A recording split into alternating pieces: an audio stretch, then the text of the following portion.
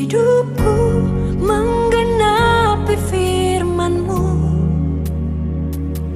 tanda mujizat sertai tiap langkahku. Kau bersamaku, di dalamku, jadi bukti kebesaran-Mu.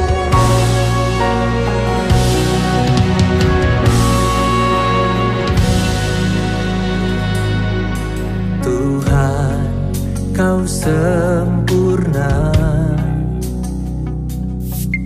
dalam rencana-Mu dan karya-Mu.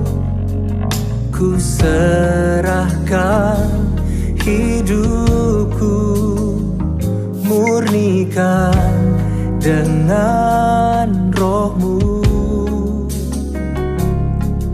Tuhan, Kau sempurna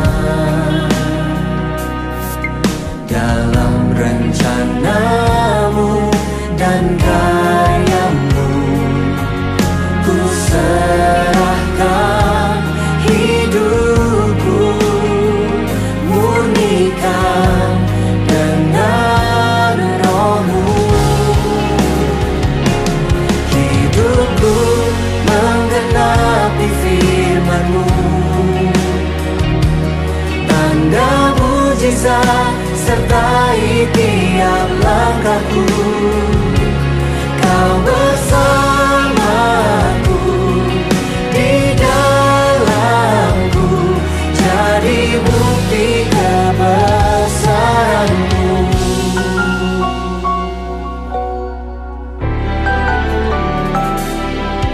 Tuhan, Kau sempurna dalam rencana-Mu dan karya-Mu. Ku serahkan hidupku, murnikan dengan Roh-Mu. Hidupku menggenapi firman-Mu, tanda mujizat sertai tiap langkahku. Kau bersamaku, di dalamku, jadi bukti kebesaran-Mu.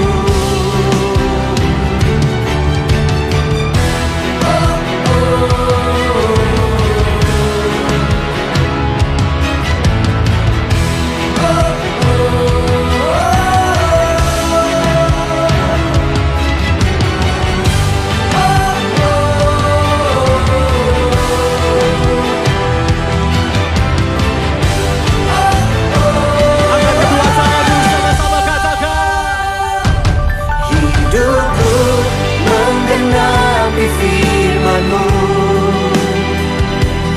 tanda mujizat sertai tiap langkahku. Kau bersamaku, di dalamku, jadi bukti kebesaran-Mu. Menggenapi firman-Mu, amin. Tanda mujizat sertai tiap langkahku. Kau bersamaku, di dalamku, jadi bukti kebesaran-Mu. Kau bersamaku, di dalamku, jadi bukti kebesaran-Mu.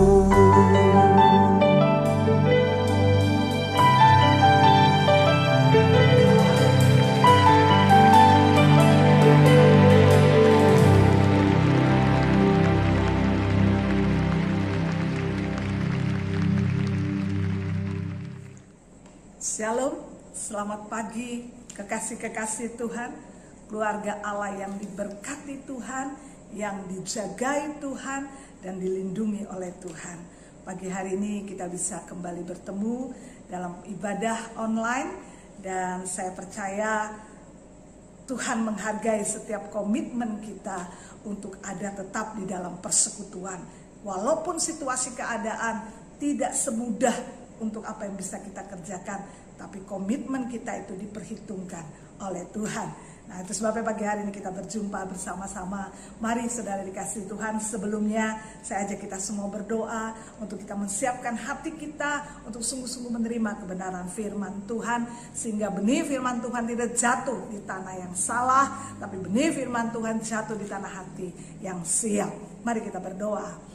Bapa di dalam surga, Tuhan Yesus, terima kasih buat pagi hari ini. Terima kasih buat kesempatan yang Kau berikan. Terima kasih buat kebaikan dan kasih setiamu yang tidak pernah berkesudahan, untuk kami boleh menikmati hidup bersama dengan Engkau. Dan pagi hari ini kami rindu Tuhan untuk diisi oleh kebenaran firman-Mu, dan lebih daripada itu mengalami keintiman dengan firman-Mu, sebab kami percaya firman-Mu itu adalah pribadi-Mu juga Tuhan. Nah, pagi hari ini ajar kami ya Tuhan, ajar kami.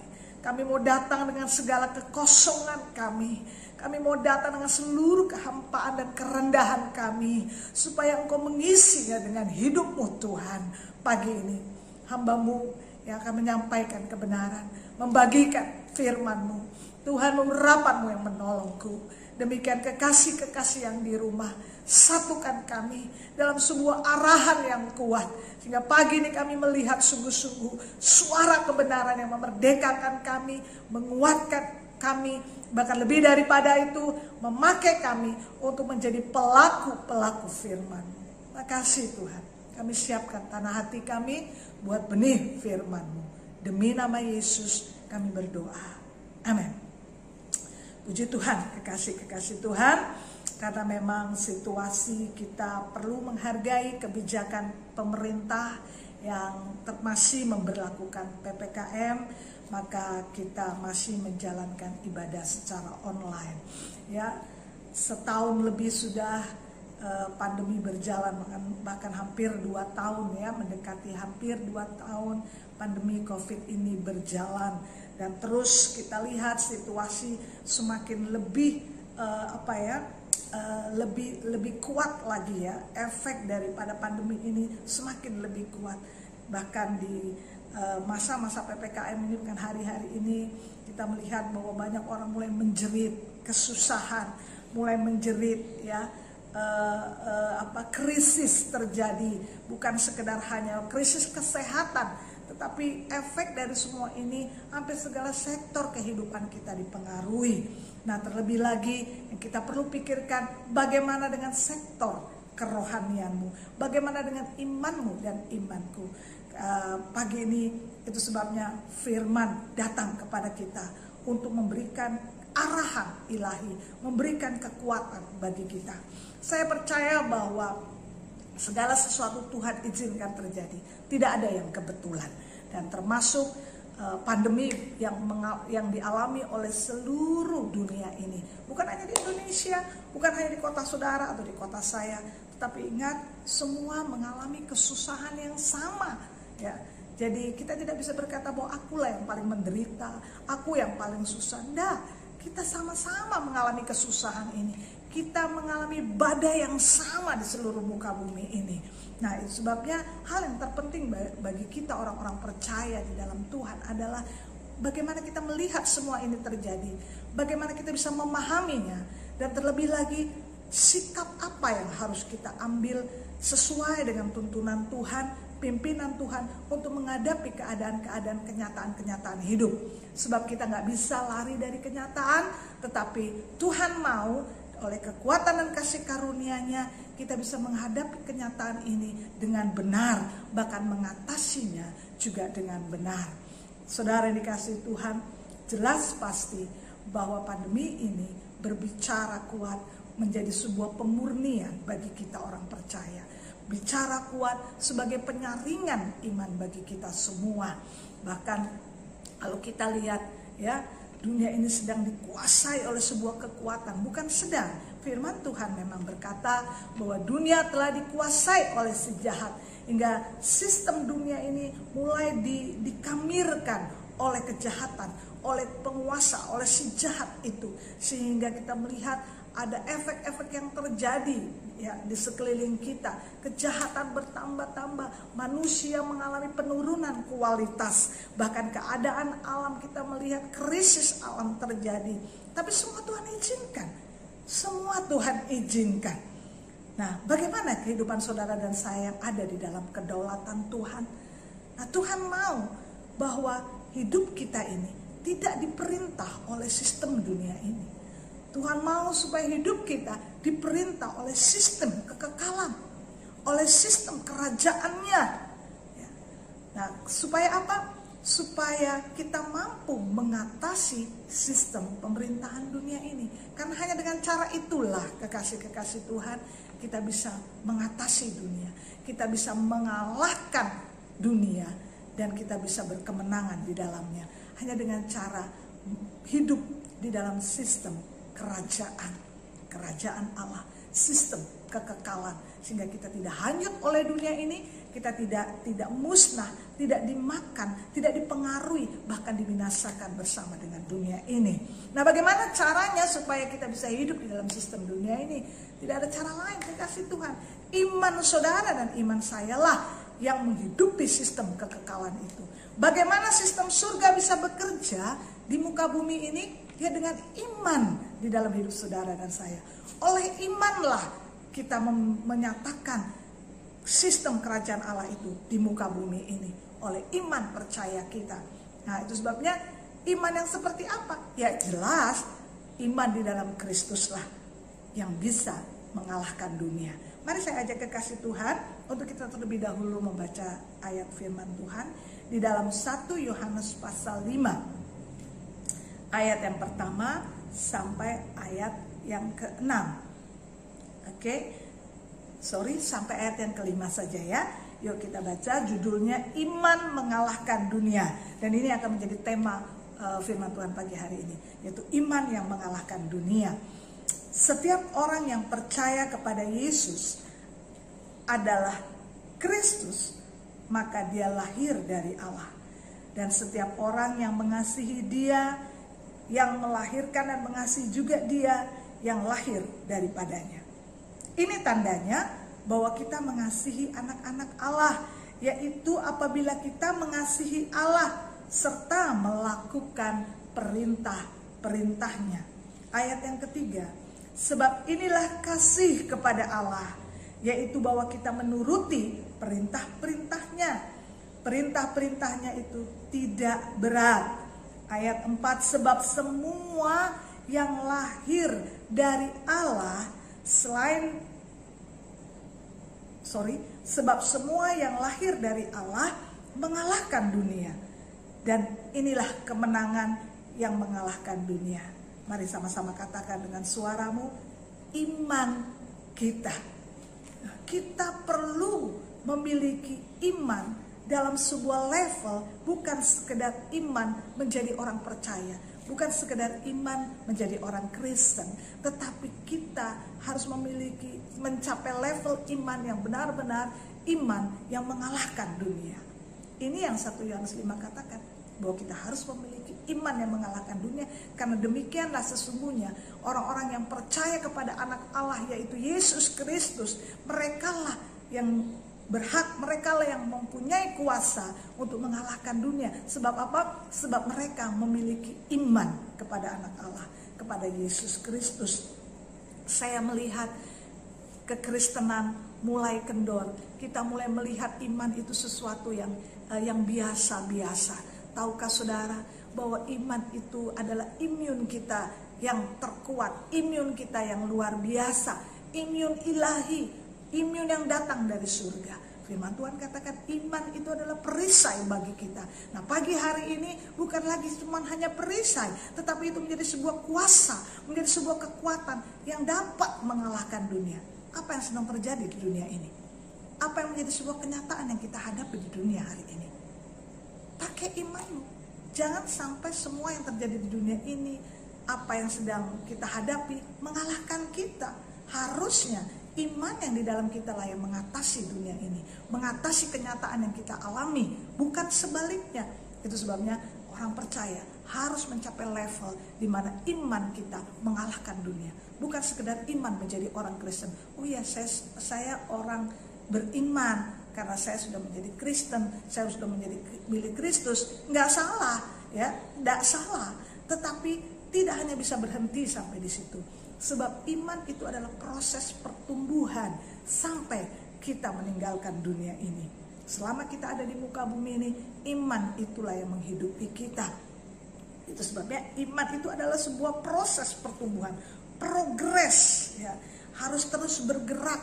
Nah, hari ini firman Tuhan datang kepada kita.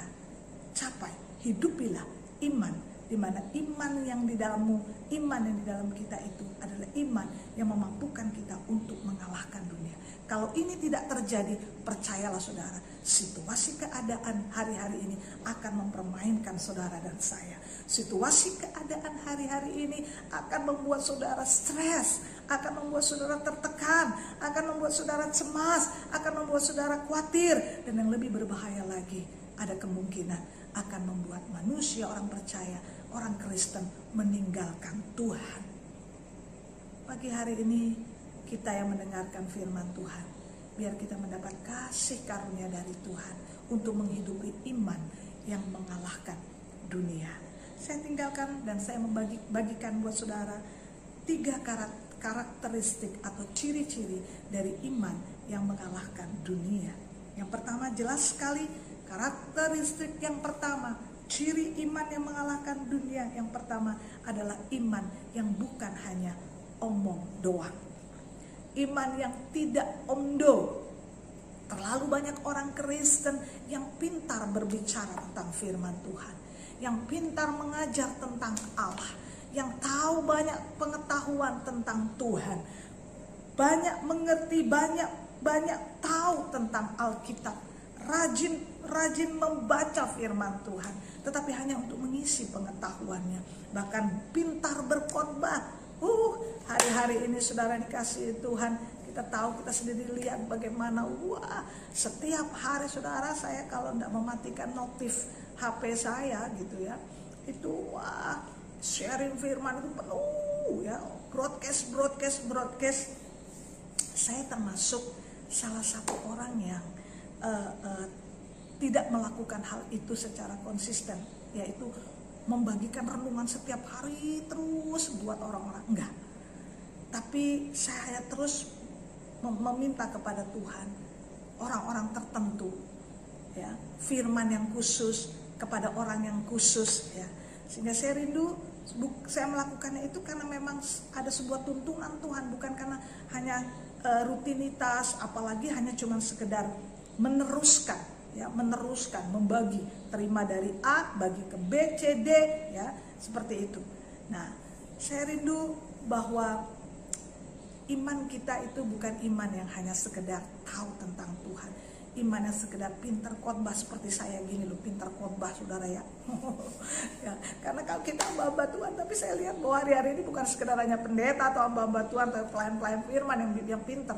Wah, orang Kristen sekarang lebih pintar dah, ya. Orang Kristen, orang sekarang ini untuk mengerti firman, untuk bercakap-cakap tentang firman, untuk membuat outline firman, membuat narasi firman itu keren banget, jago banget. Tapi ingat, dengar, iman bukan sekedar itu. Iman adalah iman yang disempurnakan oleh perbuatan. Hari-hari ini nyatakan perbuatan imanmu. Kalau engkau mengenal Allahmu, izinkan orang lain melihat itu lewat perbuatanmu. Yakobus berkata bahwa iman disempurnakan oleh perbuatan. Iman tidak ada artinya apa-apa tanpa perbuatan. Hari-hari ini penting sekali orang percaya mulai bertanya kepada Tuhan, Tuhan, tindakan apa yang aku harus buat? Perbuatan apa yang aku harus nyatakan? Sudah terlalu banyak kasih setia Tuhan yang kami alami. Sudah terlalu banyak Tuhan membukakan rahasia kebenaran firman-Mu. Kita sudah sangat-sangat mengalami Tuhan secara pribadi. Kita mengalami firman-Nya setiap hari. Tapi masalahnya tindakan apa kita hari ini yang berhubungan dengan kepentingan kerajaan, yang berhubungan dengan kepentingan kekekalan. Saya mau kasih tahu kekasih-kekasih Tuhan, ini saat yang lebih mudah bagi kita untuk menyatakan tindakan iman kita bagi dunia dengan melakukan kebaikan-kebaikan. Buka mata saudara lebar-lebar hari ini. Begitu banyak orang membutuhkan uluran kasih, membutuhkan uluran tangan saudara. Bukankah kita tangan dan kaki Tuhan? Mari, saatnya bukan hanya sekedar kita bahas firman saja, tapi nyatakan lewat perbuatanmu. Minta inspirasi dari Tuhan, tuntunan dari Tuhan secara khusus untuk melakukan tindakan-tindakan imanmu, perbuatan-perbuatan kasihmu. Dikatakan begini, kebaikan bukanlah sebuah kebaikan kalau itu hanya terpendam di dalam hati dan pikiran saudara. Bahkan di dalam Filipi dikatakan, biarlah kebaikan yang ada di dalam hatimu itu dilihat oleh orang lain. Artinya bagaimana? Ya lewat perbuatan kita, lewat tindakan kita. Hari ini layani orang-orang di sekelilingmu. Banyak orang yang sakit, banyak orang yang lapar, banyak orang yang sedang tertekan jiwanya, banyak orang di sekeliling kita yang tidak tahu arah tujuan hidup. Kiranya orang-orang beriman, orang-orang yang memiliki iman yang mengalahkan dunia. Ciri yang pertama, mereka tidak hanya bisa omong saja, mereka tidak hanya bisa berkhotbah saja, mereka tidak hanya bisa membahas firman saja, tapi saat mereka bertindak. Jadikan kepanjangan tangan Tuhan. Cari, mulai mungkin tetanggamu ada yang sedang mengalami isoman, mulai berilah perhatian. Ya jangan kemudian kita sembrono datang dengan sembarangan, tidak, tapi berilah perhatian. Ya, mungkin saudara bisa berbagi makanan, saudara bisa menguatkan lewat Android HP kita, lewat WA kita saling menguatkan. Ya, bahkan kalau saudara punya obat-obatan yang bisa membantu, vitamin, berbagilah. Ini saatnya kita harus berbagi. Ingat, kita sedang membahas apa? Iman yang mengalahkan dunia adalah iman yang tidak hanya omdo, tidak hanya omong doang, tetapi iman yang disempurnakan oleh perbuatan. Mulai sekarang, minta sama Tuhan, ambil bagian untuk menyatakan tindakan-tindakan iman kita, supaya iman kita bertumbuh menjadi iman yang mengalahkan dunia, bukan dunia mengalahkan iman. Saya sedang berbicara dengan salah satu jemaat, ada anak Tuhan yang sedang membagikan bebannya, bagaimana dia terbeban dengan para nakes yang ada di rumah sakit yang sedang berjuang keras untuk melayani para pasien-pasien COVID, ya saudara. Memang kita tidak bisa pungkiri hari-hari ini mereka lah yang bisa dihargai menjadi pahlawan-pahlawan. Mereka yang tulus, mereka yang berdedikasi mengerjakannya itu. Lalu anak itu berkata dia terbeban, ya anaknya ulang tahun, dia mengarahkan anaknya, yuk berkat yang ada kita bagikan kepada mereka. Nah, saya pikir inilah iman, inilah perbuatan iman. Kita gak hanya bicara mengasihi, tapi kita tidak pernah menyatakan kasih.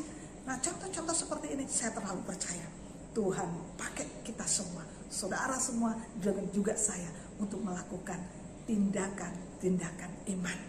Bukan lagi hanya ngomong, tetapi perbuatan-perbuatan iman. Karakteristik yang kedua, iman yang mengalahkan dunia. Kalau tadi yang pertama adalah tidak omong doang, yang kedua iman yang mengalahkan dunia itu adalah iman yang punya kekuatan, kemampuan untuk konsisten melakukan sesuatu kepada Tuhan. Kekuatan yang kuat untuk berkomitmen.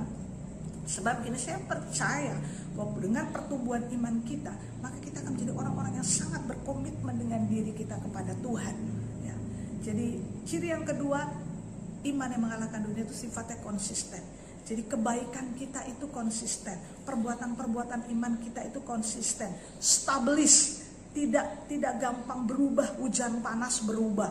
Oh, kalau lagi seneng itu on fire sama Tuhan, semangat sama Tuhan. Kalau semuanya beres, kayaknya masalah nggak terlalu berat, toko laris gitu ya, kita sukacita sama Tuhan itu on fire. Tapi waktu ada tekanan, mulai ada persoalan, mulai kita menghadapi tantangan, mulai bleret, ya, konsistensi kita melakukan sesuatu untuk Tuhan mulai berhenti. Perbuatan-perbuatan iman kita yang kita nyatakan itu mulai berubah, lekang oleh waktu, oleh hujan dan panas. Nah, tidak konsisten.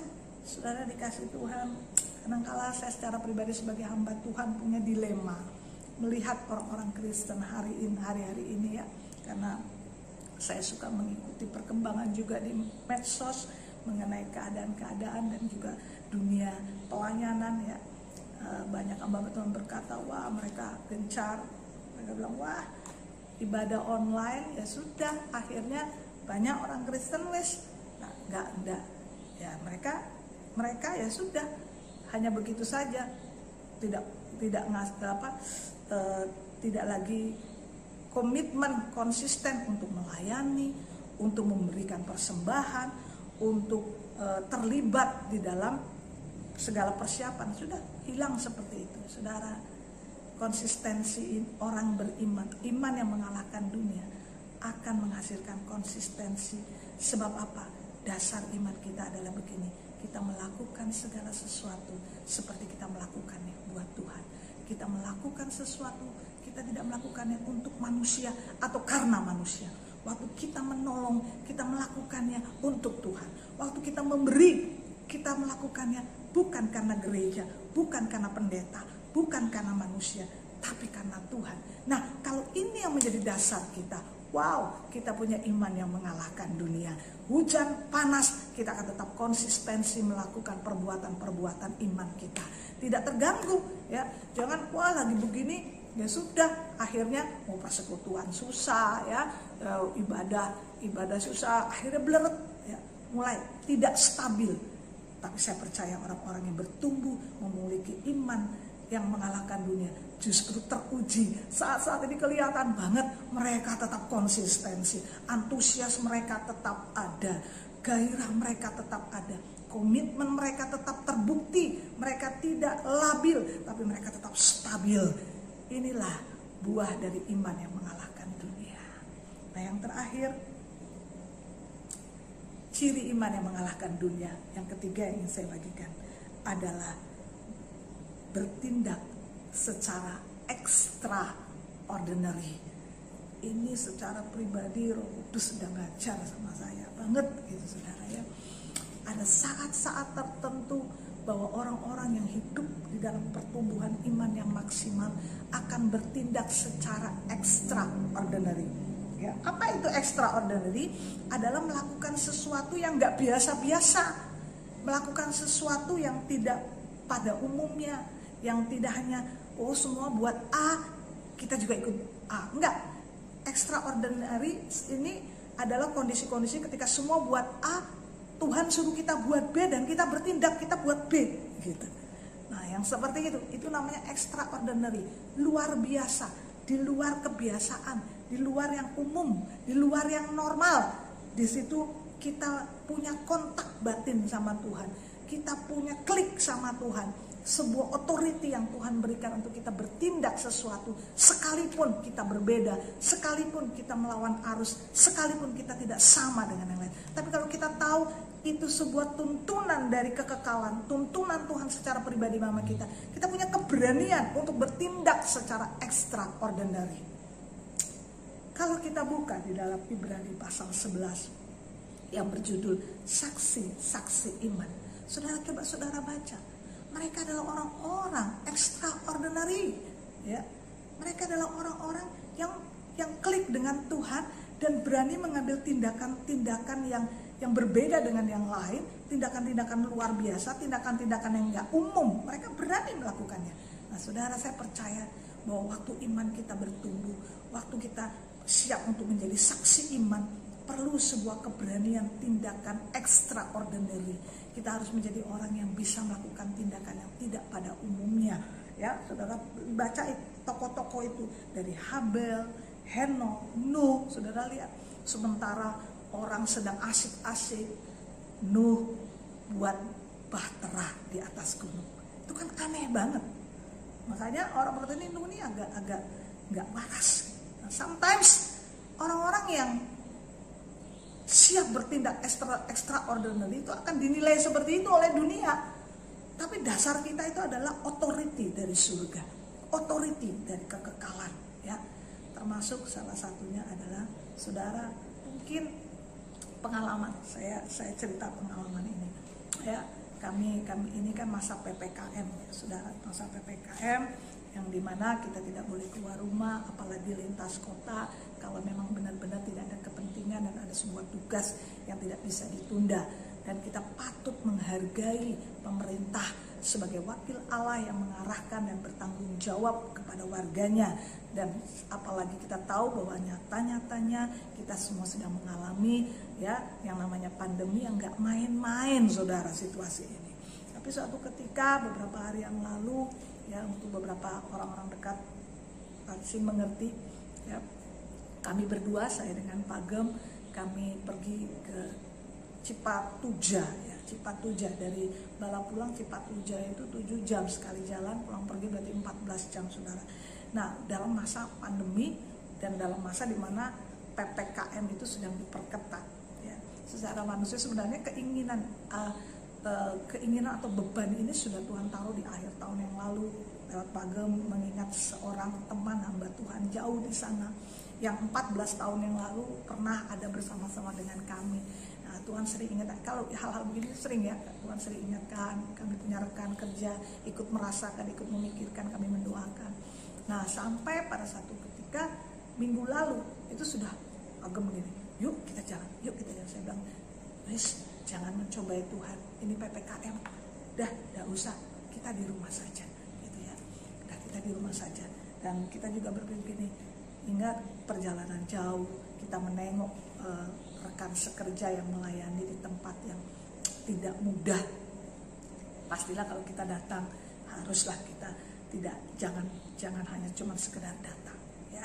Nah, berjalan waktu beberapa hari, nah Tuhan itu lihat kerinduan kita, Tuhan tahu kerinduan kita, Tuhan tahu hati kita, bahwa bukannya kita ingin jalan-jalan, kita ingin menikmati kebebasan, enggak.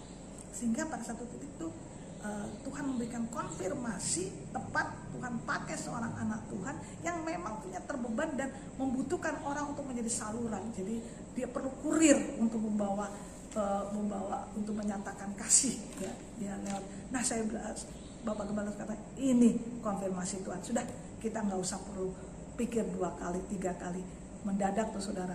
Minggu pagi kita dapat konfirmasi dari Tuhan, minggu siang kita berencana, minggu lalu ya, kita jalan ke sana. Enggak jalan, naik mobil ke sana bersama-sama. Sementara, sudahlah, kalau ini memang klik dengan Tuhan, kalau ini kepercayaan dari Tuhan, pasti Tuhan buka jalan, pasti ada caranya. Kita nggak akan terhambat, kita nggak akan terhalang, dan perjalanan ini akan pasti mendatangkan kegirangan sukacita pertama-tama di dalam roh, dan selebihnya pastilah menjadi berkat buat orang yang ada di sekitar kita. Singkat cerita, kami tahu perjalanan itu sekalipun 14 jam kami harus transit ya. Transit kemalaman di areal Pangandaran, saudara. Nah, namanya PPKM, gak ada penginapan, semua hotel tutup, tidak terima tamu, saudara ya. Lah kok di dalam kebingungan kami, kurang lebih sudah hampir jam 10 malam waktu itu ya, ada orang yang datang naik motor mendekati, Pak, butuh penginapan gitu ya.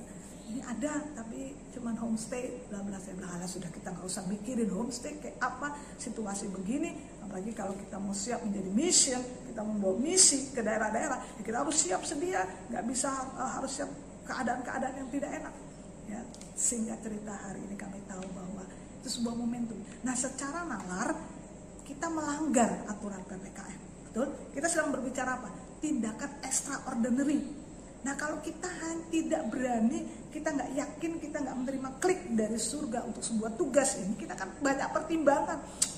Dilarang, nanti ditutup, kan harus prokes, bla bla bla bla. Nggak salah. Tapi ingat, ada sistem kerajaan Allah yang mengatasi segalanya. Inilah titik extraordinary. Kadang-kadang saat-saat tertentu sepertinya orang bilang, oh kamu nih melanggar aturan, oh kamu nih bandel. Itu penilaian dunia. Tapi mereka tidak tahu bahwa ada sebuah mandat yang Tuhan berikan kepada kita, yang memberikan keberanian dan sebuah tantangan bagi kita untuk mengambil tindakan extraordinary. Sekalipun kadang-kadang itu sepertinya melawan aturan. Tapi bukan motivasi kita itu, tapi motivasi kita adalah menerima mandat yang khusus dari pemerintahan di atas segala pemerintahan, yaitu kekekalan. Saudara ingat Esther, pengalaman Esther, bagaimana dia melakukan tindakan extraordinary. Dia melawan, melanggar sebuah sistem kerajaan di mana seorang ratu tidak boleh datang kepada rajanya tanpa dipanggil. Tapi oleh kekuatan, kekekalan, mandat kerajaan yang dia terima, dia memberanikan diri, padahal konsekuensinya adalah kematian. Nah, inilah tindakan-tindakan extraordinary yang ada saat-saat tertentu Tuhan mau kita berani melakukannya. Bukan karena keberanian yang nekat, tetapi pastikan engkau mendapat sebuah klik mandat dari kerajaan Allah. Dan saya percaya buat orang-orang yang Tuhan mau pakai menjadi saksi-saksi imannya, pengalaman-pengalaman ini akan menjadi sebuah pengalaman-pengalaman yang indah buat saudara dan saya. Siap memiliki iman yang mengalahkan dunia? Pilihan ada di tangan kita. Pilihan ada di dalam keputusan kita. Tuhan tidak pernah memaksa, tetapi melihat situasi keadaan dunia ini, hanya inilah jawabannya. Miliki iman yang mengalahkan dunia. Tuhan Yesus menolong kita, Roh Kudus memampukan kita, dan lebih daripada itu, Bapa di surga pakai kita untuk menjadi saksi-saksi iman di hari-hari yang terakhir, di sisa hidup saudara dan saya di muka bumi ini. Mari kita bersyukur. Bapa di dalam surga yang kami kenal di dalam Yesus Kristus dan Roh Kudus yang tinggal di dalam kami. Terima kasih buat kebenaran-Mu. Kami hanya dapat katakan bahwa kami memiliki Allah yang luar biasa. Kami mau hidup di bawah kedaulatan-Mu. Kami mau hidup di bawah kuasa dan kendali-Mu. Sehingga kerajaan-Mu lah yang dinyatakan. Kehendak-Mu lah yang jadi dalam hidup kami. Bahkan di tengah-tengah dunia ini. Pagi hari ini yang berdoa secara khusus, biarlah setiap mereka yang mendengar dengan sungguh-sungguh, mereka menangkap sesuatu dari-Mu Tuhan. Ada tuntunan pribadi yang menjamah hati mereka. Ada sebuah klik ilahi yang mereka tahu mereka harus berbuat sesuatu hari ini. Mereka menerima kasih karunia untuk mengalami karunia iman yang mengalahkan dunia. Ini aku mohon Tuhan, biar pagi hari ini telinga yang mendengar diurapi, sehingga mereka menangkap kehendak Tuhan. Kami tidak lagi hanya menjadi orang percaya yang hanya duduk tenang diam dan tidak berbuat apa-apa. Tapi kami mau iman, perbuatan kami menyempurnakan iman kami. Makasih buat pagi hari ini. Makasih Tuhan. Kami percaya Allah sumber kasih karunia di dalam Yesus Kristus putranya yang tunggal, dan kuasa pengurapan Roh Kudus lah yang memampukan kami, menyertai kami, memakai kami menjadi saksi Kristus sampai ke ujung bumi, sampai pada kesudahannya. Terima kasih Tuhan. Terima kasih. Terima kasih Tuhan. Sepakat pagi hari ini semua kami sehati dimeteraikan dalam satu nama yang berkuasa, di dalam nama Tuhan Yesus Kristus. Amin. Puji Tuhan, saudara yang kasih Tuhan. Selamat hari Minggu. Tetap jaga kesehatan, prokes tetap dijaga. Ambil bagian kita, selebihnya adalah mandat dan kedaulatan Tuhan. Saya berdoa supaya hari-hari ini saudara dan saya semakin bertambah-tambah mengalami pengalaman iman yang mengalahkan dunia. Jadilah berkat. Shalom.